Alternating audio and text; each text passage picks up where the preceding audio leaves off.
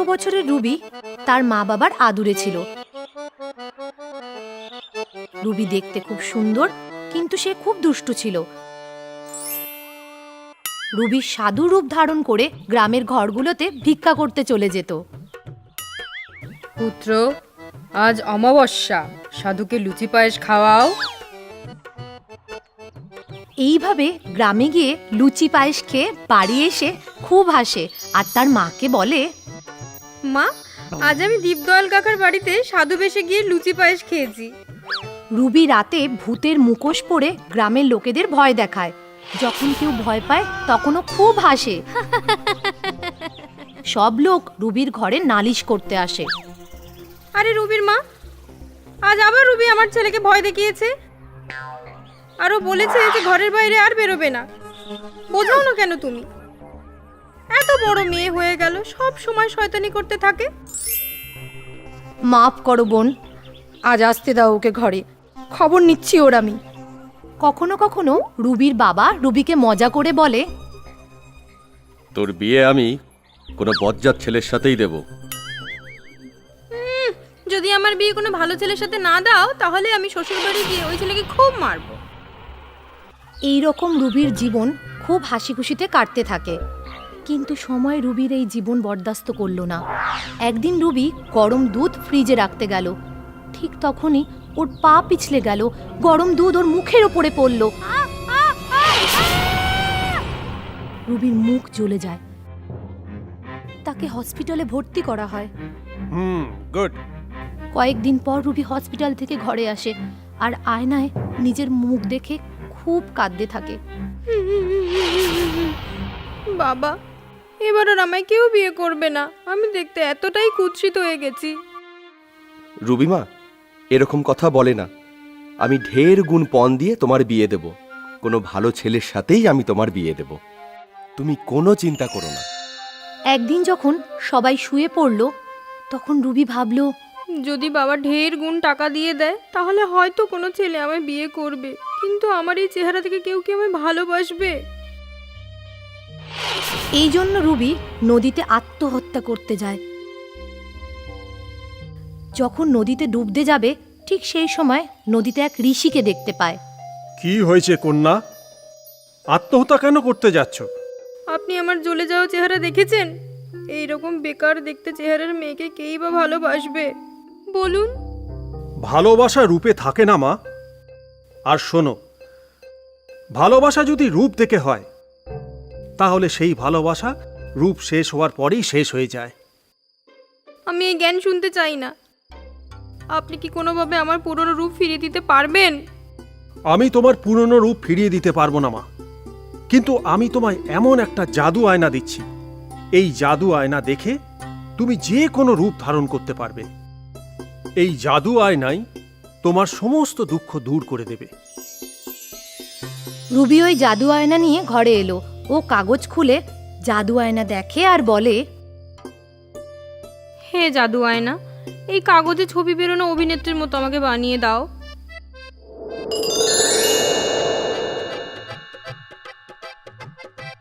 রুবির এই সুন্দর রূপ দেখতে দূর দূরান্ত থেকে লোক আসতে শুরু করলো।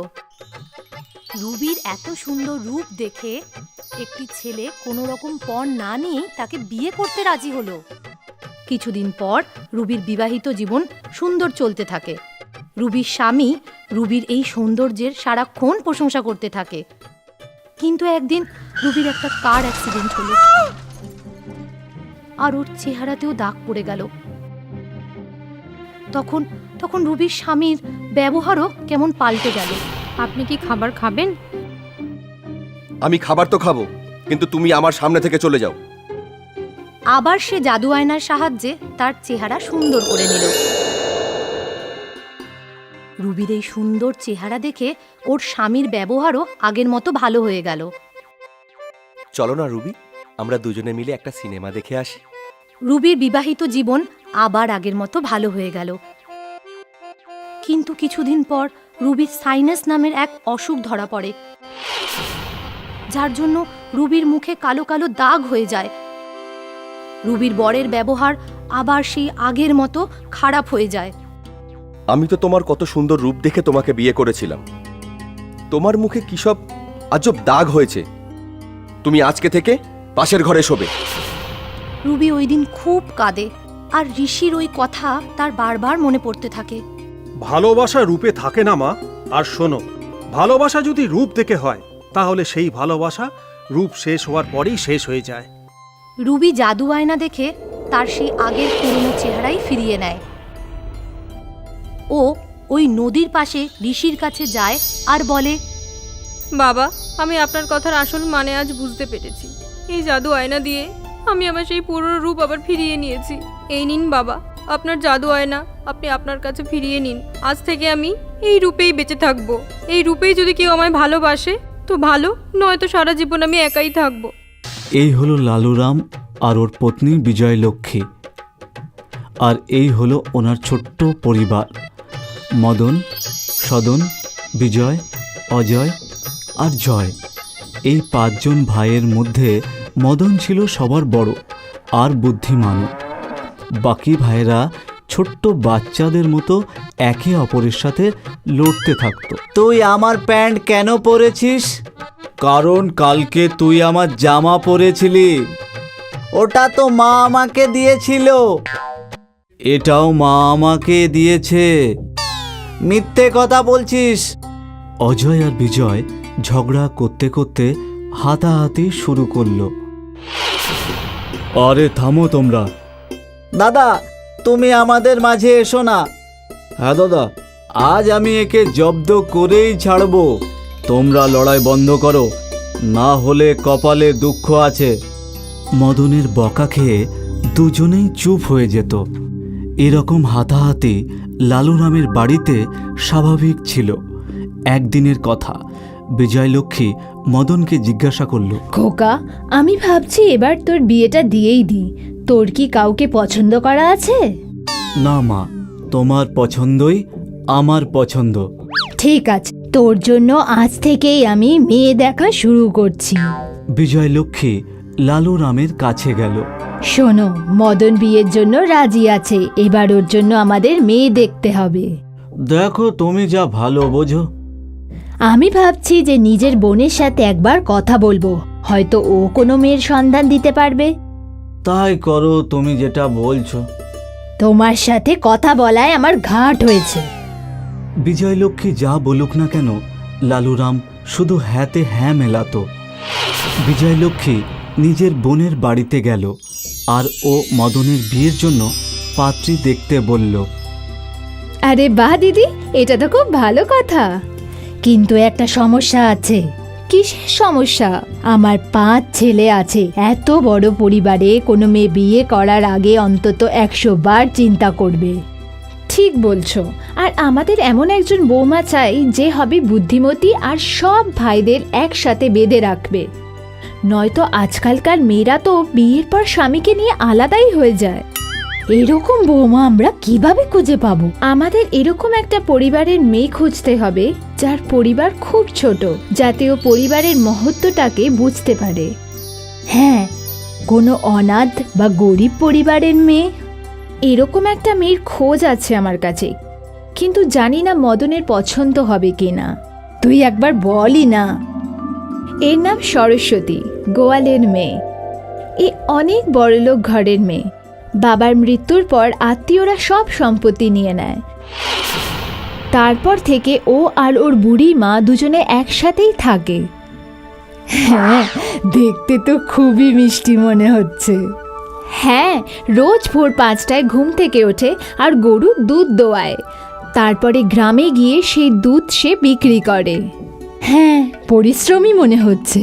9টা সাড়ে 9টার সময় মন্দিরে রোজ যায়। হ্যাঁ, মেয়েটা ধার্মিকও। মন্দির থেকে ফিরে এসে নিজের মাকে ওষুধ খাওয়ায়। কর্তব্যপরায়ণ মেয়েটি। দুপুরে সেলাইয়ের কাজ করে, আর দিদি ওর হাতের কাজের তুলনা হয় না। মেয়েটি প্রতিভাশালীও। আর সন্ধ্যার সময় ছোট বাচ্চাদের টিউশনও পড়ায়, পড়াশোনাও জানে। সন্ধ্যার পর তার বুড়ি মাকে সাহায্যও করে। ওই বয়স্ক মহিলাটি এর কে হয়? রক্তের সম্পর্ক নেই, শুধু একজন গ্রামের লোক। অন্যকে সাহায্যও করে। সরস্বতী দুটো অনাথ কুকুরকে পুষেছে। আর্থিক অবস্থা খারাপ হওয়া সত্ত্বেও ও প্রত্যেক দিন ওই কুকুরগুলোকে খাবার খেতে দেয়। পশুর প্রতিও ওর ভালোবাসা আছে।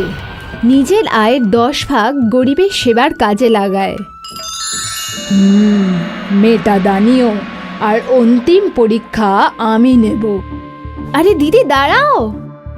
বিজয়লক্ষ্মী খুব জোরে সরস্বতীর দিকে যেতে লাগলো আর জেনে বুঝে সরস্বতীকে ধাক্কা মারল আর দুজনেই মাটিতে পড়ে গেল। আরে আরে, চোখ আছে নাকি তুমি অন্ধ? দেখে চলতে পারো না? সরস্বতী নিজের হাত বাড়িয়ে বিজয়লক্ষ্মীকে ওপরে তুলল। তুমি চোখে দেখতে পাও না নাকি? মা, আমার ভুল হয়ে গেছে, আমাকে ক্ষমা করে দিন। নির্মল, কি তুমি আমার ঘরের বৌমা হবে? আমার ঘরে 5টি ছেলে, মদন সব থেকে বুদ্ধিমান। আমি তোমার মতোই এক গুণবতী মেয়ের সন্ধান করছিলাম। কিন্তু মা, আমি যে একজন দুধ বিক্রেতা। আমি জানি, তুমি বলো আমার ঘরের বউ হবে। সরস্বতী লজ্জা পেয়ে ওখান থেকে চলে গেল। এটা কি দিদি, প্রথমবার দেখাতেই তুমি ওকে বিয়ের প্রস্তাব দিয়ে দিলে? বোন, এ কোনো সাধারণ মেয়ে নয়। এইরকমই এক মেয়ের সন্ধান ছিল, যে পরিশ্রমী হবে, রূপবতী, ধার্মিক, কর্তব্যপরায়ণ হবে, প্রতিভাশালীও হবে, শিক্ষিত হবে, পশুপ্রেম ও দান ধ্যানও করবে, আর সবার আগে নম্র ব্যবহারও করবে। এর ভেতরে তো 10 জন মেয়ের গুণ আছে। এই সরস্বতীর সাথে দুর্গাও বটে। এরকম গুণবতী বৌমা পাওয়া আজকে দুনিয়া এত সহজ নয়। চলো দিদি, সবাইকে গিয়ে মিষ্টি খাওয়াই আর মদনের বিয়ের জন্য জোগাড় শুরু করি। শেষ পর্যন্ত বিজয়লক্ষ্মী একজন বুদ্ধিমতী বৌমা খুঁজে পেল।